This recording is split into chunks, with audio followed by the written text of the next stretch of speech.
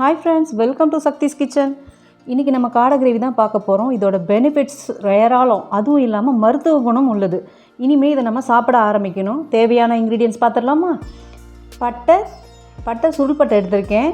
அன்னாச்சி பூ 1 இல்லைனா 2 கூட எடுத்துக்கலாம். நான் 1 ஸ்பூன் சோம்பு எடுத்திருக்கேன். ஜாதி பத்திரி இந்த ஒரு துண்டு எடுத்திருக்கேன். வேர்க்கடலை எண்ணெய் நான் ஒரு ஆளுக்கு 3 ஸ்பூன்ற கணக்கில் நான் 4 பேருக்கு அளவுக்கு எடுத்திருக்கேன். தேவையான அளவு மஞ்சத்தூள், இஞ்சி பூண்டு பேஸ்ட் 2 ஸ்பூன், தனியாத்தூள் 2 ஸ்பூன், மிளகாய் உங்கள் காரத்துக்கு ஏற்ற மாதிரி மிளகாத்தூள் எடுத்துக்கோங்க. கொத்தமல்லி, கருவேப்பிலை, பச்சை மிளகா 2, வெங்காயம் 4 வெங்காயம் நல்லா மிக்சியில் பல்ஸ் மோடில் அடித்து எடுத்திருக்கேன். தேவையான அளவு உப்பு, 3 தக்காளி, பழுத்த தக்காளி அரைச்சி வச்சுருக்கேன். இப்போது காடையை நல்லா வாஷ் பண்ணிவிட்டு மஞ்சத்தூள் போட்டு வாஷ் பண்ணி திரும்ப எடுத்துகிட்டு வந்து வச்சுருக்கேன். இப்போ கேஸ் ஸ்டவ் பற்ற வச்சு மேலே பேன் வச்சிடலாம். பேனில் வேர்க்கடலை எண்ணெய் ஊற்றிக்கலாம். இதில் 2 ஸ்பூன் நல்லெண்ணெயும் நான் சேர்த்துருக்கேன், ஏன்னா நல்லது இல்லையா. எண்ணெய் காஞ்சதும் சோம்பு, பட்டை, ஏலக்காய், அன்னாச்சிப்பூ, ஒரு ஜாதிபத்திரி, 6 கிராம்பு எல்லாத்தையும் சேர்த்துடலாம். இந்த கிராம்பு உப்புன மாதிரி வரும் இல்லையா, அந்த ஸ்டேஜுக்கு அப்புறம் தான் நம்ம ஆனியன் சேர்க்கணும். அப்போ தான் அதோட ஃப்ரேக்ரன்ஸ் நல்லாயிருக்கும். இப்போது ஆனியன் நான் பல்ஸ் மோடில் ஒரு 5 டைம்ஸ் அரைச்சி வச்சுருக்கேன். கிட்டத்தட்ட ஒரு 4 பெரிய வெங்காயம் இதையும் நல்லா போட்டு நல்லா மிக்ஸ் பண்ணி விடுங்க. வெங்காயம் கண்ணாடி பதம் வர அளவுக்கு நம்ம வதக்கணும். இந்த மாதிரி வதக்கணும். அதுக்கப்புறம் தான் தக்காளி சேர்க்கணும். இப்போ அரைச்ச தக்காளி 3 தக்காளி அரைச்சி சேர்த்துருக்கேன். அப்போ தான் கிரேவி ஸ்ட்ரக்சர் நல்லா கொடுக்கும், சூப்பராக திக்னஸாக இருக்கும். இப்போது இந்த தக்காளி ஊற்றணும். ஒரு 2-3 முறை கிளறிட்டு இஞ்சி பூண்டு பேஸ்ட்டு 2 ஸ்பூன் சேர்த்துக்கலாம். இஞ்சி பூண்டு பேஸ்ட்டு உடம்புக்கு ரொம்ப நல்லது, அதனால் தாராளமாக நீங்கள் சேர்த்துக்குங்க. 2 ஸ்பூன் அளவுக்கு சேர்த்துக்கலாம். இப்போ இந்த மாதிரி எண்ணெய் கசிய நம்ம வதக்கணும். இந்த எண்ணெய் கசிஞ்சு வந்ததுக்கப்புறம் நம்ம மஞ்சத்தூள் சேர்த்துடலாம். மஞ்சத்தூள் சேர்த்து ஒரு 2 முறை மிக்ஸ் பண்ணி விடுங்க. அதுக்கப்புறம் உங்களுக்கு எவ்வளோ தேவையோ அவ்வளோ மிளகா தூள் சேர்த்துக்குங்க. நான் கொஞ்சம் ஜீரகத்தூள், மிளகுத்தூள் சேர்த்து அரைச்சி வச்சுருக்கேன். சப்போஸ் உங்களுக்கு மிளகுத்தூள், ஜீரகத்தூள் அரைக்காமல் வெறும் மிளகாத்தூள் வச்சுருக்கீங்களா, 1/4 டீஸ்பூன் மிளகுத்தூள், 1/4 டீஸ்பூன் ஜீரகத்தூள் சேர்த்துக்குங்க. தனியாத்தூளும் சேர்த்துட்டோம். இதை பச்சை வாசனை போகிற அளவுக்கு நம்ம மிக்ஸ் பண்ணி விடலாம். இதை நல்லா மிக்ஸ் பண்ணுங்கள். மிக்ஸ் பண்ணிவிட்டு சிக்கன் மசாலா நான் ஒரு 2 ஸ்பூன் எடுத்திருக்கேன். நீங்கள் கடையில் வாங்கின சிக்கன் மசாலா கூட இதில் சேர்த்துக்கலாம். நல்ல ஒரு அருமையான வாசனையாக இருக்கும். இப்போ சேர்த்துட்டு இதை நல்லா பச்சை வாசனை போகிற அளவுக்கு நம்ம வதக்கி விடணும். ஃப்ளேம் ஹைக்கும் லோக்கும் மிடில் வச்சு செஞ்சிங்கன்னா ரொம்ப டேஸ்ட்டாக வரும். கைப்பக்குவம் இதெல்லாம் ஒன்றும் கிடையாது.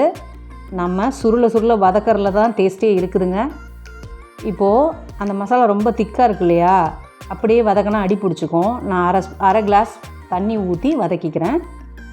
இந்த மாதிரி வதக்கிறதால ரொம்ப கட்டியாக இல்லாமல் நல்லா கொஞ்சம் இலகுவாக இருக்கும். அந்த பச்சை ஸ்மெல் போயிடும். இப்போ இதை நல்லா வதக்கி கொடுத்துக்கலாம். எதுவுமே நம்ம நல்லா வதக்கி செஞ்சோன்னா அவ்வளோ அருமையாக இருக்குங்க. நீங்கள் இந்த மாதிரி பழகுங்க. கைப்பக்குவம் இதெல்லாம் சும்மா நம்மளே ஏமாற்றிக்கிற கதை தான் இதெல்லாம். இப்போ வதக்கணும் இல்லையா, இப்போ பாருங்கள், அந்த தண்ணி ஊற்றி வதக்கினதால கொஞ்சம் எண்ணெய்லாம் அப்படியே கசிஞ்சு வருது பார்த்தீங்களா. பார்க்கவே அது எப்படி இருக்குது பாருங்கள். இப்போவே எடுத்து சாப்பிட்றலாம், அவ்வளோ ஒரு வாசனை வருதுங்க எனக்கு. இப்போது இந்த எண்ணெய் கசிஞ்சு வர ஸ்டேஜில் நம்ம காடை வாஷ் பண்ணி வச்சுருந்தோம் இல்லையா, மஞ்சத்தூள் போட்டு இதை நம்ம சேர்த்துக்கலாம். காடை இப்படி தாங்க இருக்கும், கறி அதிகமாக இருக்காது. ஆனால் இதோட பெனிஃபிட்ஸ் ரொம்ப அதிகம். இதோட பெனிஃபிட்ஸ் லாஸ்ட்டில் சொல்லிடுறேன், நீங்கள் கேளுங்க. கண்டிப்பாக இனிமேல் சாப்பிட ஆரம்பிப்பீங்க. யார் சாப்பிட்லாம், எப்படி சாப்பிட்லான்றது நான் சொல்கிறேன். இப்போது இதை நல்லா வதக்கிடலாம். இந்த மசாலாவில் காடை சிக்கனை விட சீக்கிரமாகவே வெந்துடும். ஏன்னா இது சின்னதாக தான் இருக்குது, குயிக்காக வெந்துடும். ஒரு 10-15 நிமிஷத்துலேயே வெந்துருங்க. இப்போ இந்த மாதிரி நல்லா மிக்ஸ் ஆகிட்ட அதுக்கப்புறம் உப்பு சேருங்க. தேவையான அளவு உப்பு போட்டுக்குங்க. கிரேவிக்கு எப்படி போட்டுக்கிறீங்களோ அந்த அளவுக்கு நீங்கள் போட்டுக்குங்க. இப்போ நான் தேவையான அளவு உப்பு போட்டுக்கிறேன். இப்போது உப்பு போட்டுட்டு நல்லா மிக்ஸ் பண்ணி விடலாம். நான் காடை எனக்கு சித்த மருத்துவத்தில் சொன்னதுக்கப்புறம் தாங்க எடுத்துக்கிட்டேன். அதுக்கு முன்னாடி வரைக்கும் எனக்கு காடை சாப்பிட்ற பழக்கமே இல்லாமல் இருந்தது. அதோட பெனிஃபிட்ஸ் கேட்டு எனக்கு சாப்பிட்ற பழக்கம் வந்துருச்சுங்க. இப்போ தேவையான அளவு நம்ம தண்ணி விட்டுக்கலாம். உங்களுக்கு கிரேவியோட திக்னஸ் எவ்வளோ வேணுமோ அந்த மாதிரி நீங்கள் தண்ணி விட்டுக்குங்க. இதில் தேங்காயெலாம் சேர்க்கக்கூடாது, ஏன்னா மருத்துவ குணம் வந்து இதில் தேங்காய் சேர்க்கக்கூடாதுன்னு தான் சொன்னார். கிரேவி மாதிரி வச்சு சாப்பிட்றது நல்லதுன்னு டாக்டர் சொன்னாங்க. இப்போது இந்த கறியெல்லாம் மேலே மேலே வராமல் நல்லா எல்லாமே மூழ்கிற மாதிரி வச்சுட்டு ஒரு 10 நிமிஷம் அப்படியே மூடி போட்டு அப்படியே ஹையில் வைக்காமல் லோ இல்லைனா மிடில் வச்சு நீங்கள் அதிலே பாருங்கள். இப்போ எப்படி வெந்திருக்கு பாருங்கள்.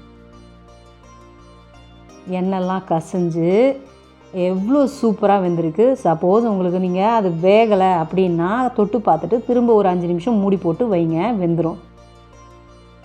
இந்த மாதிரி கிளறி விட்டுக்குங்க. கிளறி விட்டுட்டு கறியை செக் பண்ணி பார்ப்போம். எனக்கு நல்லா வெந்துருச்சுங்க. சூப்பராக வந்திருக்கு. பார்க்க எப்படி இருக்குன்னு நீங்களே பார்த்துட்டு சொல்லுங்கள். செஞ்சு பார்த்துட்டு கண்டிப்பாக எனக்கு கமெண்ட் போடுங்க. இதோட டேஸ்ட்டு சிக்கன் மட்டன் எல்லாத்த விட அவ்வளோ அருமையாக இருக்குதுங்க. நல்லா வெந்துருச்சுங்க. இப்போது கடைசியாக நம்ம கருவேப்பிலையும் கொத்தமல்லியும் சேர்த்துக்கலாம். ஏன்னா கருவேப்பிலை வந்து ஏன் கடைசியில் இப்படி சேர்த்துக்கிறோன்னா இரும்பு சத்து அப்படியே டைரெக்டாக நமக்கு கிடைக்கும். அருமையான காடை கிரேவி ரெடி ஆகிடுச்சுங்க. இது வந்து கர்ப்பிணி குழந்தைங்க இவங்கெல்லாம் கண்டிப்பாக நல்லா சாப்பிடணும். போன்லாம் ரொம்ப ஸ்ட்ராங்காக இருக்குங்க. ஹை ப்ரோட்டீன் இருக்குது இதில் கெட்டதுன்ற ஒரு விஷயமே இல்லை. அதாவது பத்தியத்தில் இருக்கவங்க கூட இது சாப்பிட்லாம், உடம்பு ஹீட்டும் ஆகாது. ஒரு அருமையான காடை கிரேவி ரெடிங்க. சாப்பிட்டு பார்த்துட்டு எனக்கு கமெண்ட் போடுங்க. இந்த நல்லதை எல்லாருக்கும் ஷேர் பண்ணுங்கள்.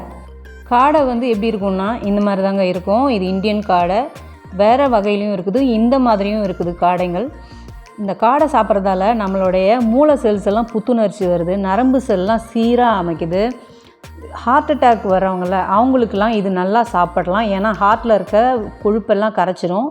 குழந்தைங்கள்லேருந்து பெரியவங்க வரைக்கும் எல்லாருமே இது சாப்பிடலாம். யாருக்குமே இது சாப்பிட கூடாதுன்ற ஒரு இதுவே இல்லை. இதோட முட்டை இந்த காடையோட ஒரு முட்டை 4 நாட்டுக்கோழிக்கு சமம். இந்த முட்டை எப்படி நம்ம சாப்பிடணும்னா, இந்த முட்டை வந்து இந்த காடையோட முட்டை இப்படி தாங்க இருக்கும். இந்த ஷேப்பில் தான் இருக்கும், சின்னதாக இருக்கும். ஆனால் இந்த ஒரு முட்டையோட அளவு 4 நாட்டுக்கோழி முட்டைக்கு சமம். இதை வேக வச்சு மட்டும்தான் குழந்தைங்களுக்கு கொடுக்கணும், வறுத்து கொடுக்கக்கூடாது.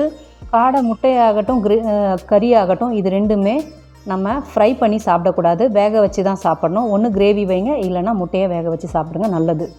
இதோட பெனிஃபிட்ஸ் நீங்கள் கூகுளில் சர்ச் பண்ணி பாருங்கள். ஏராளமான பெனிஃபிட்ஸுங்க. நமக்கு தெரிஞ்சவங்களுக்கு ஷேர் பண்ணுங்கள். இந்த வீடியோ உங்களுக்கு யூஸ்ஃபுல்லாக இருந்ததுன்னா லைக் பண்ணுங்கள், ஷேர் பண்ணுங்கள், சப்ஸ்கிரைப் பண்ணுங்கள். இந்த ஒரு நல்ல விஷயத்தை உங்களோட ஷேர் பண்ணதுக்கு எனக்கு ரொம்ப சந்தோஷங்க. தேங்க்யூ.